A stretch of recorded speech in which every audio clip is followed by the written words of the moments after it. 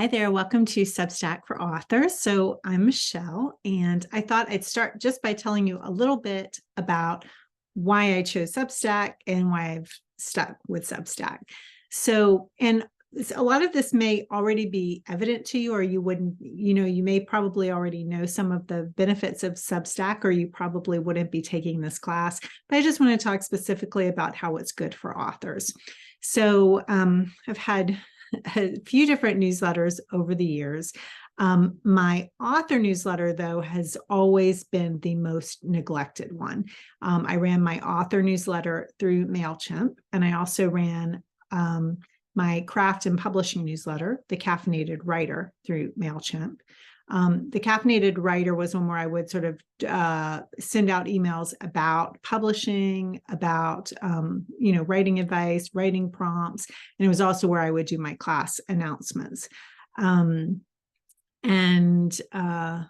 then I have a micro press, which mostly publishes work online, called Fiction Addict Press, that I started 20 years ago as a labor of love.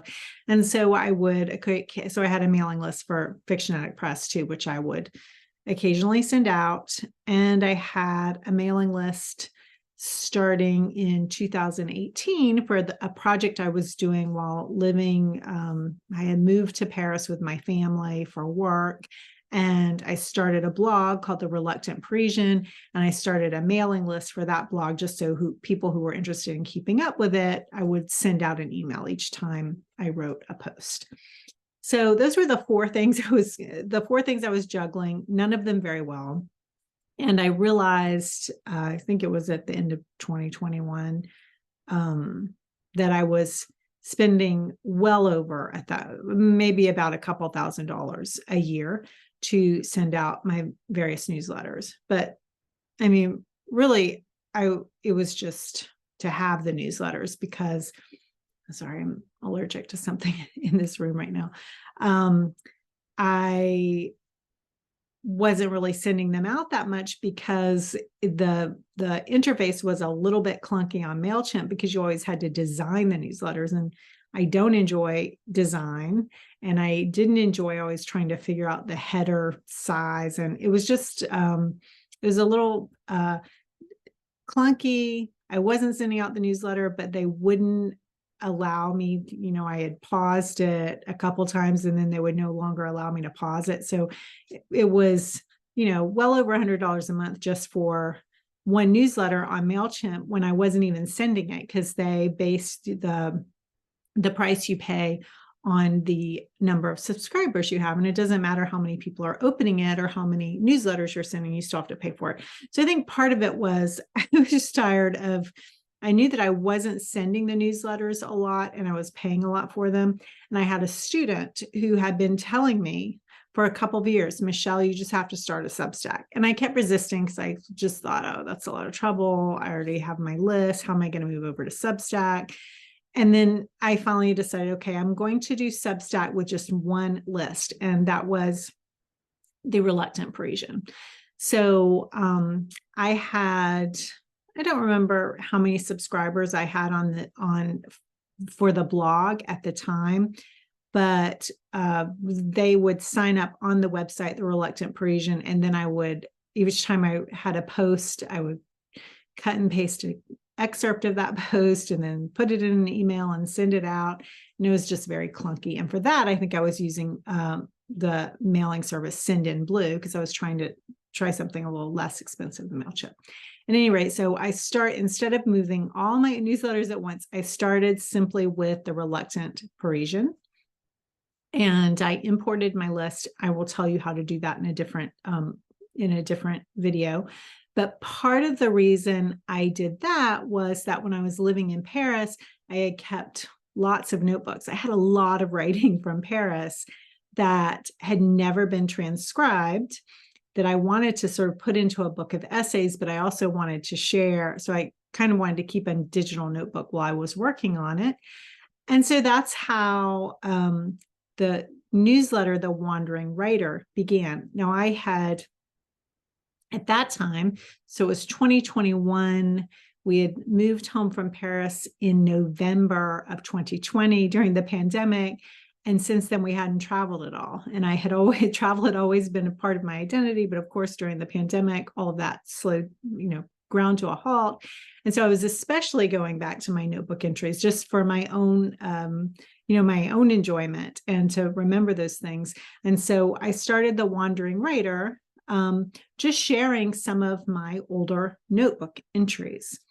And that's one thing that we will talk about in this class, is that you can repurpose previous writing for your Substack, and that works beautifully on Substack. So I started sharing these, and I noticed that the newsletter was growing without me doing anything except writing. I would make a post and I get a few new subscribers. I make a post and I get a few new subscribers. So, and that really is the beauty of Substack, that it's about the writing, and through writing, people discover you. So, it's great if you don't want to bother with a lot of design and you just want to write. It also works really well as a digital notebook. I'll give you an example. Yesterday morning, 3 a.m., I couldn't sleep. I had an idea for something rattling around in my head, but that wasn't really what was keeping me awake. I was just having insomnia. So I thought, I'll just jot something down. But I jotted it down in a draft in my Substack. And voila, 2 hours later, 5 something in the morning, I had a complete essay. I call it a non-essay, it's a post, but it was essayistic. And I hit publish, and there you have it. I mean, it's kind of, in some ways, Substack actually really, once you get into it, it will actually inspire you to write more, because there's something wonderful about the informality of it. And that when you hit publish, that goes out to everyone on your list, and they may read it in the app, or they may read it in their email, or they may read it on their computer online. But it's just a really nice way to share with a lot of immediacy what you're writing or thinking about. And so it can be an essay, it can be a fully formed essay, but it also can be one paragraph on something you're thinking about. You can really use Substack for anything. So after I realized that the Wandering Writer was growing on its own without me doing much. I mean, I think I had 200 people on my list, and now it has about 900 people. And that's with doing nothing but posting. I don't post that often on it, maybe a couple times a month. So then I decided that I was going to use it for some of my other newsletters too. So then I migrated Fiction Addict to there, and I started actually publishing all this. Fiction Addict publishes flash fiction and flash memoir by other writers. People submit, and I post their work online. So I noticed that when I started using Substack, I was posting Fiction Addict stuff a lot more frequently, because it's just easier than doing it on a WordPress page and then sending out an email, because my old Fiction Addict website is WordPress. At any rate, so then I noticed that the writers I was publishing, their stories were getting noticed more, and that list was growing. So then and then I moved the Caffeinated Writer, which is my big list, and that started growing. And so then I thought, okay, I'm going to move my author newsletter. And this is the one that took me the longest to do, because the author newsletter is the one that I kind of have always not exactly known what to write for my author newsletter. I mean, clearly you have something to write when you have a book coming out, but you can't just write to your readers when you have a book coming out, because then it's just self-promotional and they lose interest in you. And they might also, no matter how much they love your book, they might forget about you if they don't hear from you for 2 years or 3 years, however long. For me, it takes a long time to get the next book out. So if I wait between books, they're going to be like, wait, who is this person? So I decided to migrate my author list over to Substack. And that has been really interesting. So with that one, I'm writing. So in the Wandering Writer, I write about travel. The Caffeinated Writer, I post about once a week, and I have a series. Series work very well on Substack if you can think of a series you want to do. So the Caffeinated Writer, the series is What to Write This Week, and I just provide a short reading from something that people can find online, often the flash fiction. And I create a writing assignment around that reading. And a lot of times I'll do a little bit of analysis of the reading as well. and so it goes out once a week. Fiction Addict publishes a flash fiction about once a week. So if you can if you can have some consistency in your posting schedule, that can help generate more interest in your Substack publication. It will help more people find you. But you don't have to post every week. And we have another video where we're going to talk about best practices for your author newsletter. And I'm going to explain why weekly may not even be the best way to do an author newsletter. So if you're thinking, oh, I can't post every week, don't worry. You really don't have to. But so with my author newsletter, that is where I'm doing a different experiment with serial fiction. So if you want to serialize a novel or memoir or a novella, Substack is a great place to do that.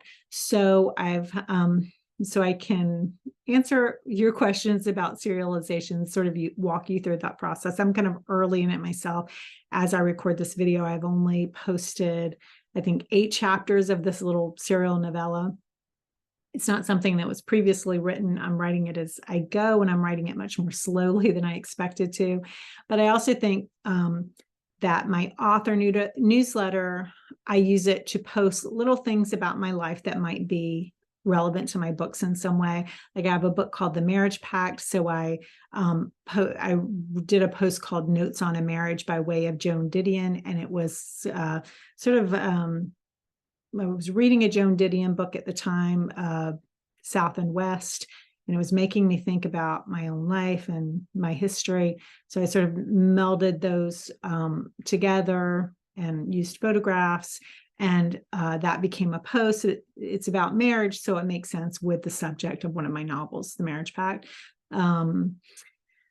I will write about, I have a book called The Year of Fog, which is all about San Francisco. So I'll do a post about San Francisco. So with your author newsletter, it can really be anything. And what I want you to keep in mind is that it can change. So what you're thinking of as your author newsletter right now, the parameters you're thinking about, it doesn't have to stay that way. You can start with posting once every 2 weeks about your writing process. And a year from now, I'll be writing something totally different, like serializing something or showing photos of scenes from your book, writing about your process of publishing.